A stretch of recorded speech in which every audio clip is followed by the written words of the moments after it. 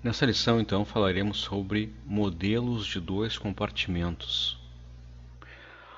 Bom, até agora nós vimos sempre a descrição do comportamento de distribuição de fármacos seguindo o modelo de um compartimento, que é aquele no qual a distribuição acontece de forma instantânea e, logo após a administração, nós temos então o fármaco distribuído em equilíbrio entre o plasma e os tecidos.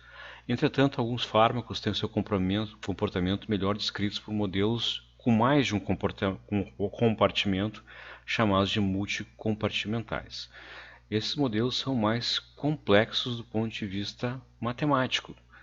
Tem mais variáveis, as fórmulas são mais complexas, por isso, sempre que possível, nós vamos utilizar modelos de um compartimento. Os modelos de múltiplos compartimentos vão ser aplicados quando o gráfico da concentração, o logaritmo natural da concentração do fármaco contra o tempo não apresenta uma reta. A gente vai poder observar que existe uma tendência a que existam duas retas, mostrando que essa distribuição não é homogênea. E entre esses modelos de dois compartimentos, o mais simples é o de dois compartimentos, Existem modelos de 3, de 4 compartimentos, porque então ele é mais simples de ser descrito.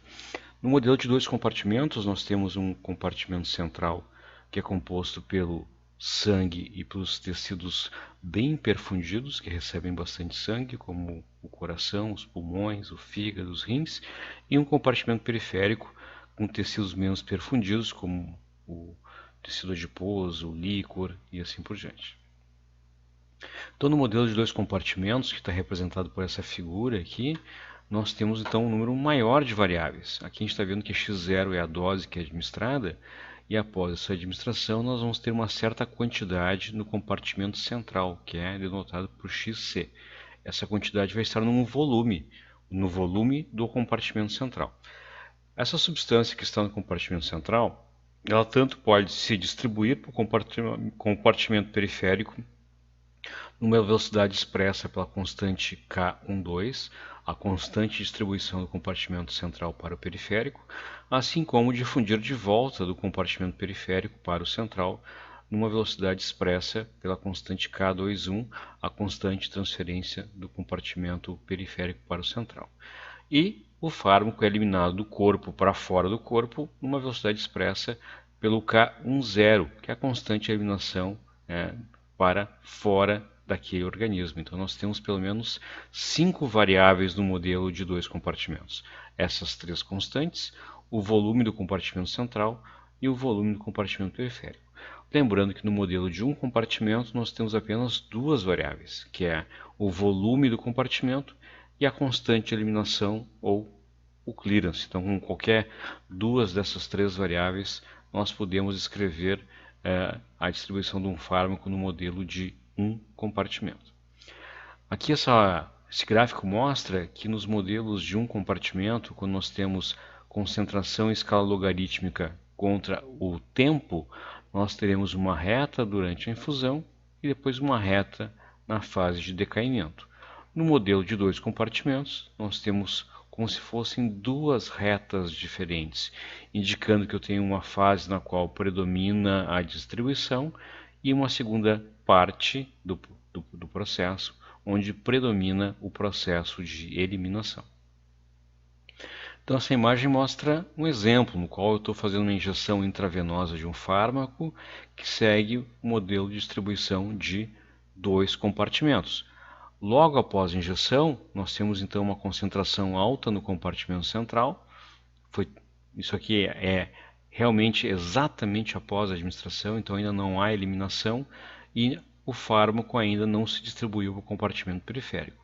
À medida que essa concentração vai caindo, eu tenho então uma distribuição maior, a concentração no compartimento periférico vai crescendo e já há alguma eliminação também. Então nessa fase aqui de decaimento rápido, existe bastante distribuição e também tem um pouco de eliminação. Nós temos um momento de inflexão, onde há o equilíbrio então entre os processos de distribuição e eliminação, e a partir desse momento eu tenho então como principal processo acontecendo o processo de eliminação. A eliminação predomina sobre a distribuição, uma vez já foi alcançado o equilíbrio. Então, no início predomina a distribuição, no final predomina a distribuição, e quando a curva muda de inflexão, nós temos o ponto de equilíbrio. Para alguns fármacos que têm essa fase de distribuição muito curta em relação ao intervalo de dose utilizada, normalmente o que se faz é desconsiderar essas concentrações logo após a administração, para que nós tenhamos então uma reta e possamos aplicar o modelo de um compartimento para essas substâncias. Tá? Então aqui nós temos um exemplo de um fármaco que se distribui conforme o modelo de 2 compartimentos, a digoxina. Então, administrada por uma infusão intravenosa, breve, vai ter esse comportamento que nós estamos vendo aqui nesse gráfico abaixo à direita. Nessa primeira tempo, logo após a administração, até em torno de 6 horas, nós temos então um processo onde as concentrações caem rapidamente, onde predomina a distribuição, depois se alcança um equilíbrio, e no restante do intervalo de doses, até as próximas 24 horas, o processo principal que está acontecendo nessa fase final é o processo de eliminação. Então, logo após a dose, a concentração é alta no compartimento central e muito baixa no compartimento periférico. Ela vai decaindo no início no compartimento central e aumentando rapidamente no periférico, até que haja um equilíbrio, e depois as concentrações vão caindo de forma paralela ao longo do tempo. Então, frequentemente nós vamos querer então obter concentrações para monitoramento terapêutico depois que a distribuição já foi concluída. Bom, existe uma técnica matemática na qual nós podemos separar os processos de eliminação e distribuição quando eu tenho um conjunto de dados de concentração de tempo de um fármaco que segue um modelo de 2 compartimentos. Isso chama-se de extrapolação retrógrada da curva. Como funciona isso? A inclinação da reta na fase de eliminação é chamado de o beta com sinal trocado. O beta é a constante híbrida de eliminação. É chamado de constante híbrida porque ela soma nela os efeitos do K10, nós vimos anteriormente, que é o principal processo, mas também um pouco de K12 e K21, ou seja, ainda está acontecendo um pouquinho de distribuição também. E essa inclinação da reta soma os efeitos dessas várias constantes. Então é chamada de constante híbrida. Então, a fase terminal predomina a eliminação. Se nós fizermos um gráfico do logaritmo natural da concentração quanto tempo, nos últimos pontos aqui, nós vamos ter uma reta. Então, nesse método, nós extrapolamos essa reta para os outros pontos de dados existentes. A gente está vendo aqui nesse gráfico da esquerda.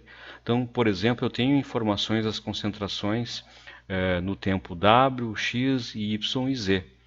Eles não estão sob essa reta. Então, nós vamos calcular qual seria a concentração no tempo Z, qual seria a concentração no tempo Y, no tempo W, se eles estivessem sobre a reta, usando a equação da reta obtida com as últimas concentrações. A diferença entre a concentração que foi efetivamente medida e a extrapolada é chamada de resíduo. E fazendo agora uma nova reta, usando o logaritmo natural dos resíduos contra o tempo, é obtida uma segunda reta. Essa reta descreve o processo de distribuição e a sua inclinação é o termo alfa com o sinal trocado. O alfa é a constante híbrida de distribuição. Então, fazendo essa técnica de extrapolação e cálculo dos resíduos, nós vamos obter duas retas.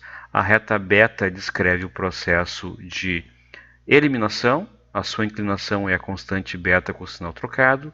Seu intercepto no eixo y é o termo b. E a curva do logaritmo natural dos resíduos quanto o tempo é a curva que descreve o processo de distribuição. A sua inclinação é menos alfa.